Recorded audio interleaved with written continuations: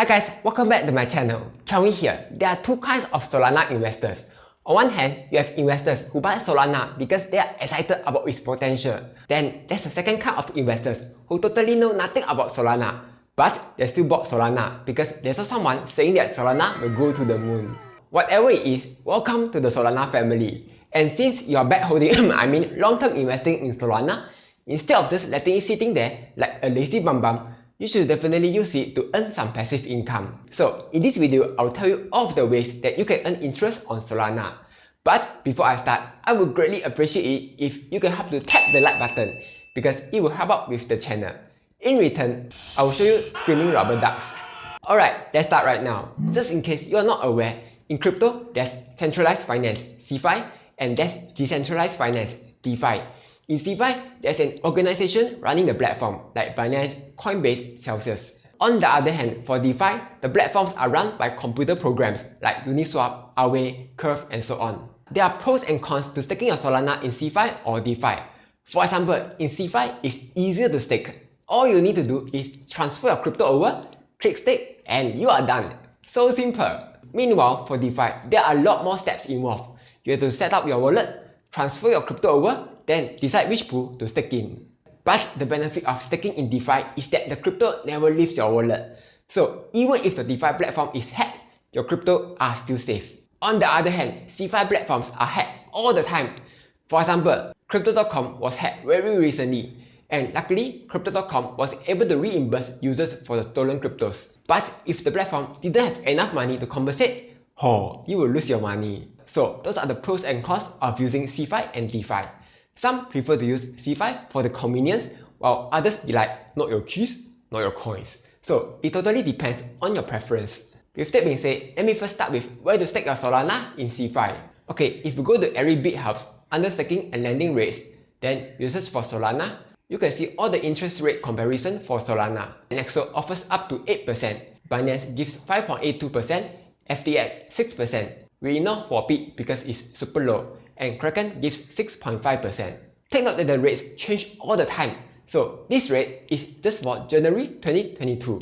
Let me quickly go through all the platforms. First up, Nexo. The rates in Nexo is slightly complicated, so let me try to explain. There are altogether 4 tiers in Nexo, and depending on which tier you are in, you will earn different interests. For example, at the lowest tier, you will earn 4% interest, but if you lock your Solana for at least 1 month, you will get an additional 1%. Now, of course, you can earn more interest in higher tiers, but to do that, you will need to hold Nexo tokens. Personally, I feel it's not worth to hold Nexo tokens just for the higher interest, unless you are bullish on Nexo tokens, yeah. Next, earning on Binance is quite straightforward. They have lot staking, which gives higher interest, and flexible savings, which gives very low rates. Their deals change all the time, so if you are using Binance to earn interest, you will need to check the rates every once in a while. Kraken is also very straightforward. Just deposit your crypto and they will straight away give you 6.5% interest. Finally, FTX gives 6% interest, and if you unstake, you will need to wait for 7 days to get back your cryptos. But here's something interesting. If you go to the App Store, you will see 2 FTX, FTX and FTX Pro. The website that you saw just now is actually FTX Pro. And if you check out FTX, up to 10k, they will give 8%. Anything after that, you will only earn 5%. So that's CeFi. You will earn anywhere between 4% all the way up to 8%. But now, let's check out DeFi. There are a lot of wallets that you can choose from. You got Phantom, Solflare, Solid, Atomic, and so on. Which you use is totally up to you. They are more or less the same. But the most popular wallet is the Phantom wallet. So in Phantom, there are tons of validators that you can choose from. To see the use, you can go to a website called stakeview.app. If you look at the top few validators, they are giving an average yield of about 4.5%. After staking, if you decide to unstake your crypto, you will need to wait for about 2 to 3 days to get back your cryptos. Now, the good thing about using Phantom wallet to stake is that it's super safe because the crypto stays in your wallet. However, it's still possible to lose your crypto if you are not careful. So here are the risks. First, losing your wallet seed phrase. The seed phrase is a list of words to recover your wallet. If you ever lose your wallet seed phrase, you will never get back your cryptos. So always put it in a safe place. Second, someone else stole your seed phrase. As mentioned earlier, the seed phrase allows you to recover your wallet. If anyone has your seed phrase, he will be able to access your cryptos. So don't ever show anyone your seed phrase. Third, slashing. So if there's any validator that's malicious behavior, like creating invalid transactions or censoring certain type of transactions, then the system will punish the validator by removing and destroying the dedicated stake. In very simple terms, if you trust a validator that tries to attack the network, you will risk losing your cryptos. Think of it like when you are the naughty kid, you just want to play computer games all day long and don't want to do your homework. Then your mom confiscates your computer. That one is a bit like slashing. With that being said, you don't have to worry too much because these events are super duper rare. And if you choose the top few validators, you'll be quite safe because good validators don't want to risk their reputation. However, if you are worried, you can also split your Solana into a few validators to diversify your risk. Okay, I will give you a quick tip on how to choose a good validator. First, you can go to validators.app. Here, they sort validators based on their scoring system. So the higher score a validator have, the better it is. Then go to stakeview.app. Here, you can see what's the estimated interest that you will receive for each validator. Now, to choose a good validator, all you need to do is look for a validator that's high ranking in Validators app and stakeview.app. That way, you'll get a good validator and at the same time, you'll get a good return.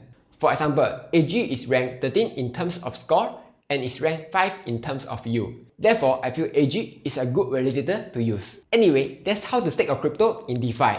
But wait, that's not all. There's actually a way to earn even higher interest on your Solana, and that's by using Marinate Finance. So in Marinate Finance, you can stake your Solana to earn 6.25% interest. And in return for staking, they'll give you Marinate Solana or MSOL. Basically, it's just a receipt for staking your Solana.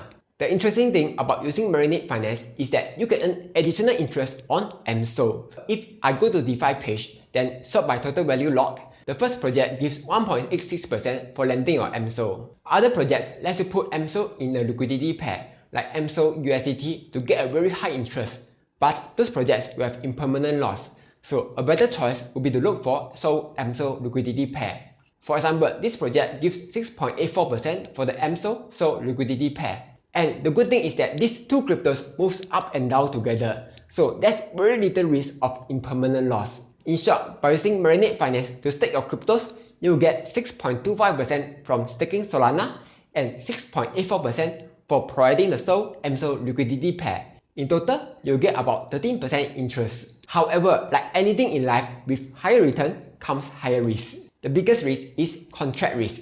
There may be bugs in the codes, and if hackers found it, you can potentially lose your cryptos. Now, as a precaution, Marinate has completed 2 audits, 1 code review, and has a bug bounty to look for bugs. So it's quite safe, but it's never 100% safe. For example, another DeFi project, BadgerDAO, has done 2 audits, but it was still hacked anyway. So that's the biggest risk for Marinate Finance. Those were all the ways to stake your Solana. Okay, let me quickly summarize this. If you want the safest way, just stake your Solana through the Phantom wallet. In return, you will receive about 4.5% interest, which is not too bad. If you want a very simple way to stake your Solana, you can just stake it in the FTS app to earn 5 to 8% interest. Finally, if you want to earn even more interest, you can stake your cryptos in Marinate Finance to earn over 10% interest.